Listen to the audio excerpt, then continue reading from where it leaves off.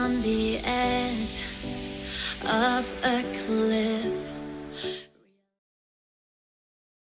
Herkese merhaba arkadaşlar. Bugün Lords Mobile'de yeni bir geçici kale dükkanıyla birlikteyiz. 5 günlük sürecek olan etkinlik.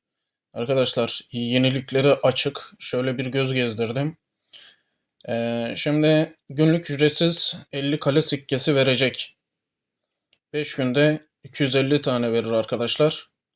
Bu artık sandık olarak gelmiyor. Direktmen veriliyor. Bir öncekinde görmüştük. Dediğim gibi yenilikler var. İçeriği değişmiş. Şurada mesela Ejderha Malikanesi aynı şekilde gelmiş. En iyi, en sağlam kale teması olarak. Tekrar göstereyim. Ordu saldırı desteği ve menzil savunma desteği olarak veriyor. Ordu saldırı desteği verdiği için en pahalı kale temalarından bir tanesi arkadaşlar. Çiçekli avlu gelmiş. 650 kale sikkesine şöyle baktığımızda menzilli saldırı desteği, menzilli max CP desteği veriyor arkadaşlar. Yani menzilli kale teması çiçekli avlu. Arasındaki farka bakabilirsiniz arkadaşlar. Neredeyse 1K kale sikkesi 900K civarı. Şöyle buradan aşağıya geldiğimizde şurada arkadaşlar etkinliğin baştan aşağı değiştiğini görebiliyorsunuz. Tek tek size sunmak yerine burayı güzel yapmışlar. Lüks kale teması seçim kutusu 1, temel kale teması seçim kutusu diye ikiye ayırmışlar bunları. Burada da kendinize özel hangisi eksikse hangisini beğeniyorsanız onları seçme olanağı sunmuş size. Lüks kale teması seçim kutusuna bakıyoruz şöyle.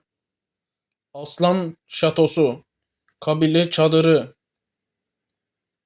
Şimdi tek tek göstermem mi lazım acaba? Aslan Şatosu mesela arkadaşlar. Şöyle baktığınızda bak. Bu Hisar için önemli arkadaşlar. Hisar büyüklüğünü arttırmaya yarayan Aslan Şatosu. Bunu bile içeri koymuşlar. Kabile çadırı. Şöyle bir bakayım. Bayağı çokmuş. Kabile çadırı var mesela. Şöyle piyade saldırı destekli, süvari saldırı desteği. 2 tane saldırı desteği var. Yani önemli. Baykuş kampı, piyade saldırı desteği, menzilli saldırı desteği. Aynı şekilde 2 tip saldırı önemli. Hazine gemisi, süvari saldırı desteği, menzilli saldırı desteği. 2 tip yine aynı şekilde önemli. Kutsal tapınak, süvari saldırı desteği ve süvari max CP desteği olarak gelmiş. Samuray kalesi, piyade saldırı desteği, piyade max CP desteği olarak gelmiş. Bulut villası, menzilli saldırı desteği, menzilli max CP desteği olarak bulut villası. Kristal kanat, süvari saldırı desteği, süvari max CP desteği olarak gelmiş.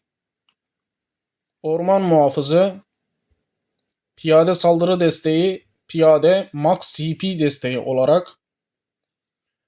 Son olarak ürkütücü malikane, menzilli saldırı desteği, menzilli max CP desteği olarak geliyor arkadaşlar. Ve en sonda kale yıldızı parşömeni demiş 8 tane. Eşya listesinden bir ödül seç demiş. Arkadaşlar bunu seçmeyin. Şu en aşağıdaki tuhaf. Tabii ki kale teması almanız lazım. Bu niye böyle? Çok çok fazla verse mesela bayağı bir fazla vermesi lazım bunlara karşılık gelmesi için. Çünkü bunlardan bir tanesini seçebiliyorsun. Bunu seçerseniz boşuna gider yani sikkeniz. Buna da zaten 650 kale sikkesi istiyor. Yani şu boş olmuş. Onu sakın alayım demeyin arkadaşlar. Bu yukarıdakiler Hepsi önemli. Hepsi. Saldırı desteği veriyor. Bu Aslan Şatosu'na da ya niye araya karışmış demeyin. Normalde bakıldığında Aslan Şatosu diğerlerinden daha önemli olabilir. Kaptanlar için önemli o. Hisar kapasitesini arttıran bir kale teması. Ondan dolayı orada. Burada şu temel kale teması demek ki onlara binaen biraz daha zayıf kalıyor. 530 kale sikkesi istiyor bunun için. Satın alma limitlerine bakın. Bak 10 tane alabiliyorsunuz. 5 tane alabiliyorsunuz. Bunlara da göz gezdirin arkadaşlar. Temel kale temasına girelim. Bakın Mistik Konak. Şöyle baktığımız zaman evet piyade savunma ordu kapasitesi demiş artı 2. Bu ordu kapasitesi arkadaşlar Hisar için falan değil. Piyade savunma veriyor. Antik piramit süvari Max CP araştırma hızı olarak gelmiş. Çocuk parkı piyade Max CP araştırma hızı olarak gelmiş. Vivernüs'ü bakıyoruz. Menzil Max CP araştırma hızı olarak ve son olarak tek boynuz süvari Max CP eğitim hızı olarak arkadaşlar gelmiş. Yine aynı şekilde kale yıldızı parşömeni sakın ha sakın arkadaşlar buna ellemiyoruz. Sadece bizim işimiz kale temalarıyla. Nedeni de zaten belli. 530'a 650'de mesela gidip de onu almak yerine şuraya bakın. 45 tane veriyor zaten. 165 kale sikkesine geliyor kale parşömeni. Onlar oraya niye konulmuş ben onu anlamadım. Yani şu lüks kale teması önemli olanlar saldırı desteği falan iki tip saldırı desteği verenler falan güçlü. Onlar iyi durumda. Burada ayrıştırılmış şu mesela ayrıştırılmış. Bu da zaten diğerleriyle aynı. Şunlarla aynı. Şuna tekrar bir bakayım. Evet. Menzil saldırı desteği menzilli max CP veriyor. Diğer tarafta iki tane saldırı destekli olanlar da var. Elinizde onlardan yoksa tabii ki onlardan alabilirsiniz. Ama bunun da görünüşü çiçekli avlu güzel arkadaşlar. Şimdi dediğim gibi kale yıldız parşömeni 45 tane veriyor. 165 kale sikkesi. Yıldız taşı sandığı 2x 55 kale sikkesi.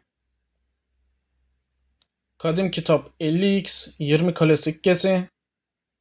Kayıt 200 15 kale sikkesi.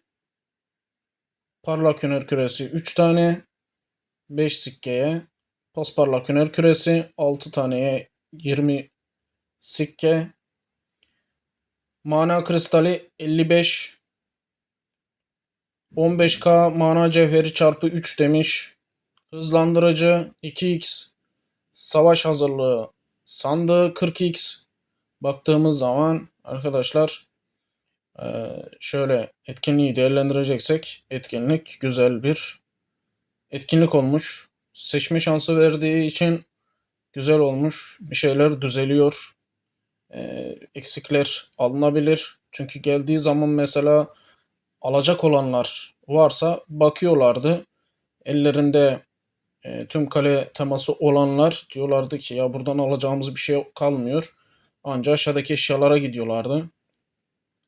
Ya da para yatırmayanlar mesela bunlar için de illaki para yatırmaları gerekiyor.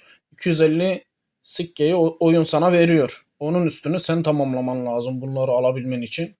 Şunları alabilmen için. Ondan dolayı da artık şuraya gelmen gerekiyor. Bak 48 kale sikkesi 135 lira. 80 kale sikkesi 220 lira. 300 kale sikkesi 880 lira. 750 kale sikkesi 2200 lira. Şöyle baktığın zaman evet şu iki tanesinin günlük satın alım sınırı var. Bunlar yenileniyor büyük ihtimalle. Şu aşağıdakiler şu iki tanesi yenilenmiyor arkadaşlar. Peki gidelim. Şurada ayrıyeten 2 tane paket var. 320 tanesi 880 lira. 800 tanesi 2200 lira. Arkadaşlar bu şekilde 2 tane de paket bırakmışlar buraya. 880 liraya 2200 lira. 800 tane, 320 tane. Şöyle gidelim.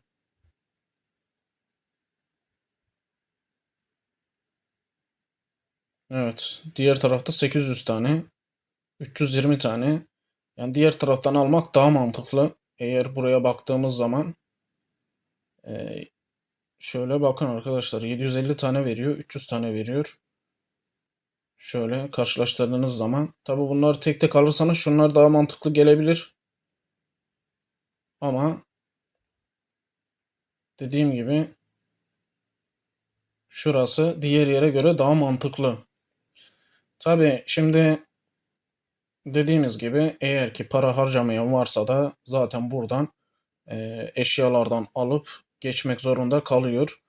Bunun amacı arkadaşlar ya dediğiniz gibi alamıyorsunuz, mesela kale temaları eşyalardan alıyorsunuz ya da işte dediğim gibi kale temalarını tamamlamak isteyenler için bu şekilde örnek eşyalardan bir ödül seç diyerek artık tamamlatmaya çalışıyorlar eksik kalan yanları. Bu şekilde etkinliği yapmışlar arkadaşlar. Tabi diğerlerine göre bence daha iyi olmuş, daha güzel olmuş. Seçme imkanı hiç olmasa oyunculara tanınmış durumda. Evet arkadaşlar, bugünlük bizden bu kadar. Geçici kale dükkanı bu şekilde geliyor. Bilginiz olsun. Videodan çıkmadan önce videoyu beğenmeyi, kanala abone olmayı unutmayın. Kendinize iyi bakın. Sağlıcakla kalın. Görüşmek üzere.